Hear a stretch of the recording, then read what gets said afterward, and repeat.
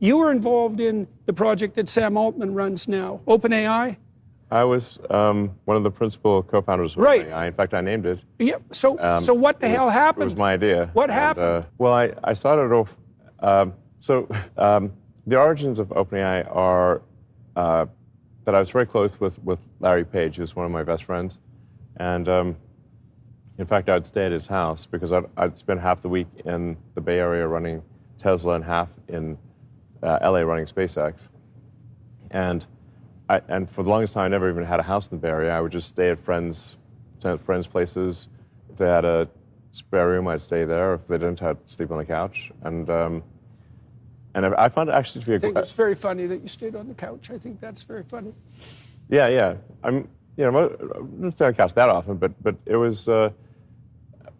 But I didn't have a house for more than a decade, so I would just rotate through friends' places, which is a great way to catch up with friends. Yeah, right, right.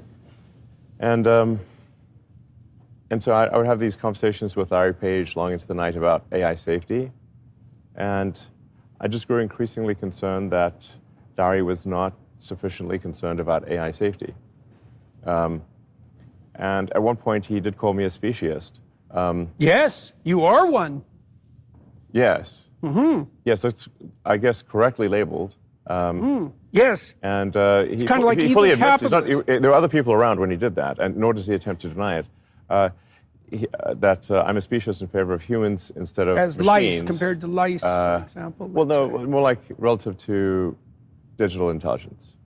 Oh, yeah, that's even worse. His view is that digital intelligence should be, that I mean, Larry's view is if I'm not misspeaking, is that ultimately we will all upload our minds to the computer and everyone will just be robots. Yeah. And for a while, there's not much difference between that and the death of humanity. Well, yeah, I think that's... Because whatever we'd be then, it wouldn't be what we are now. Right. And that, and if we pay a price for what we are now, and that's the price of our intrinsic limitations, and that is a difficult, bitter, let's say, pill to swallow. But I also think, so I've thought recently, how do you know that something's real? So death makes things real. Death makes things real. Sure. And so if you eradicate death, it seems to me that on some fundamental level, you also eradicate reality itself.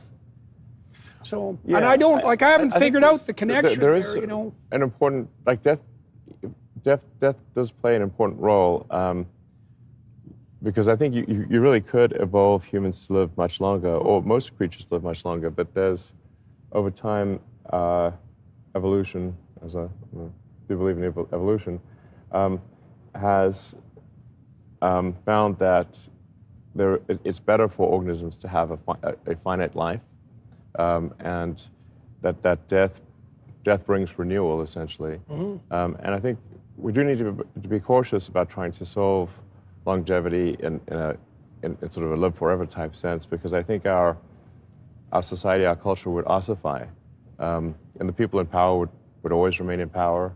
Well, and you wouldn't, if you had, let's say, you apprehended a 10,000-year span of consciousness with no sleep. Yeah. I don't know what the hell you'd be if that was who you were, but you wouldn't be human. Sure. And then we also don't understand that, see, part of the problem, I think, with the perspective that the technologists are taking with regards to human existence is that there's a reductionism there that's something, it's something like there's no difference between us and the gist of our linguistic network, something like that. Like, whatever we are as conscious beings is a hell of a lot deeper than the patterns of thought that make up our cortical existence. Consciousness is way deeper than cortical existence. And maybe. Yeah, maybe.